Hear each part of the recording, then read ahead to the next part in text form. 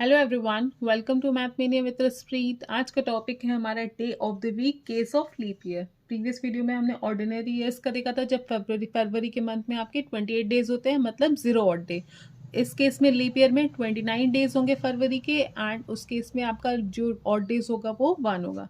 चलिए question solve करते हैं इस पे based. What day of the week was 18 April 1964। अब देखो आपने इसको क्या करना है, तोड़ना है। तो क्या आप इसको ऐसे लिख सकते हो, 1600 प्लस 300 हो गया 1900 प्लस 63 ईयर्स प्लस जनवरी से लेकर आपका मार्च तक के ऑड डेज प्लस 18 डेज आपके अप्रैल के। चलिए इसको अब हम लिखते हैं। 1600 में कितने ऑड डेज होते हैं, 0। 300 में अभी हमने पढ़ा था 1 ऑड डे होता है। अब आप इधर आओ, 63 ईयर्स की हम जब बात करेंगे तो 5 4 15 60 होता है, तो इसका मतलब 15 आप इसमें लीप ईयर होंगे। बाकी जितने भी आपके होंगे वो ऑर्डिनरी ईयर्स होंगे, तो ऑर्डिनरी ईयर्स कितने होंगे, 48 प्लस जनवरी में आपके 3 ऑड डेज होते हैं। अब ये आपका लीप ईयर है क्योंकि 4 से डिवाइड हो रहा है, तो इसका मतलब फरवरी में 1 ऑड डे होगा और मार्च में भी आपके 3 होते हैं प्लस 18 डेज आपके अप्रैल के। अब इसको ऐड करते जाओ, 0 + 1। लीप ईयर में कितने डेज होते हैं, 2, तो 15 2 ज़ा, यहाँ पे हम 2 से मल्टीप्लाई करेंगे क्योंकि लीप ईयर में कितना होता है, 2, और ऑर्डिनरी में 1। 15 2 ज़ा 30 प्लस 48 प्लस आप करो 3 + 3 6 प्लस 7 हो गया प्लस 18। ये देखो आपका 1 है प्लस 18 + 7, आपका 18 + 7 करोगे तो 25, और यहाँ पे आपका कितना हो गया, 78।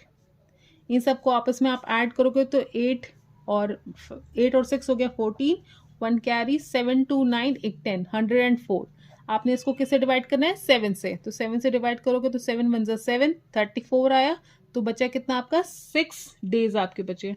तो जब आपका 6 ऑड डेज होगा तो आपका कौन सा डे होता है, सैटरडे। आपको चार्ट याद करना पड़ेगा कि 0 आएगा तो संडे, और सबसे लास्ट आपका 6 होता है, तो उसके इसमें आपका सैटरडे। नेक्स्ट हम देखेंगे क्वेश्चन आपका 21 जुलाई 1632। अब देखो 1632 है, तो आपको सिंपली इसको 1600 लिख दो, प्लस 31 ईयर्स लिखो क्योंकि 32 ईयर का हमें निकालना है, प्लस 21 जुलाई, इसका मतलब जनवरी टू कितना होगा, जून तक के ऑड डेज देखने पड़ेंगे। और जुलाई में कौन सी डेट है, 21, तो हमने यहाँ पे 21 लिख दिया। अब यहाँ पे आओ, 1600 में आपके कितने ऑड डेज होते हैं, 0। 31 को आप कैसे लिख सकते हो, 7 4 ज़ा 28, मतलब 7 लीप ईयर्स तो होंगे, तो हमने यहाँ पे लिख दिया 7 लीप ईयर। बचा कितना आपका, 21 आपके ऑर्डिनरी ईयर्स बचे, प्लस हम आएंगे इधर, जनवरी में कितने ऑड डेज होते हैं, 3। फरवरी में आपका लीप ईयर है तो उसका मतलब 1 ऑड डे, फिर मार्च में 3, अप्रैल में 30 डेज मतलब 2, मई में आपका फिर 3, और जून में आपका 2, फिर 21 डेज आपके जुलाई के। चलिए सबको ऐड करते हैं, 0 का 0 हो गया। अब देखिए लीप ईयर में कितने ऑड डेज होते हैं, 2, ऑर्डिनरी में 1, मल्टीप्लाई करो 14, और यहाँ पर 21 का मल्टीप्लिकेशन 24 का मल्टीप्लिकेशन 24 आएगा, प्लस 3 3 3 9, और ये भी हो गया आपका 3 4 ज़ा 12 हो गया, 12 + 2 हो गया आपका 14, 14 + 14 यहाँ पे ब्रैकेट में हो गया, और प्लस 2 आपका 21 आपका बाहर है।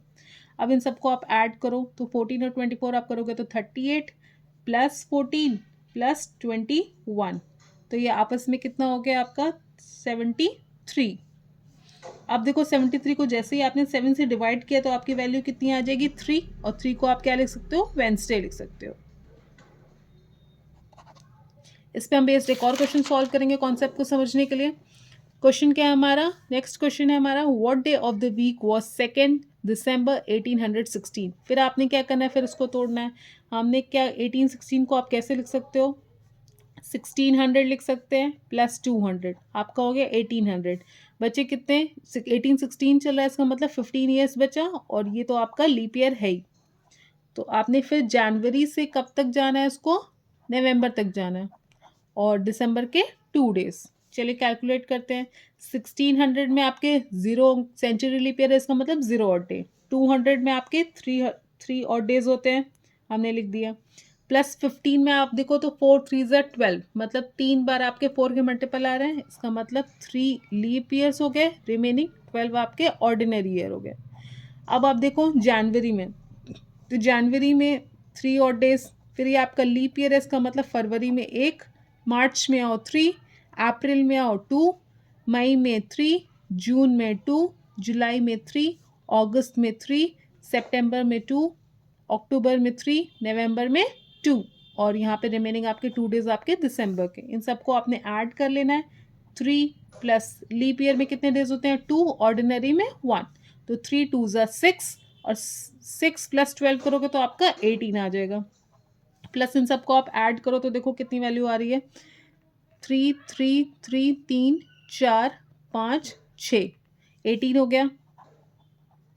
प्लस 2 प्लस 1 हो गया 3, 3 2 5, 5 2 7, 7 2 9, प्लस आपका यहाँ पे कितना डे हो गया? 2। आपने आप इन सबको ऐड कर लो। अब देखो 18 प्लस 2 हो गया आपका 20, 23 हो गया यहाँ पे, और यहाँ पे कितना है? 27। इन सबको आपने आपस में ऐड किया तो 50।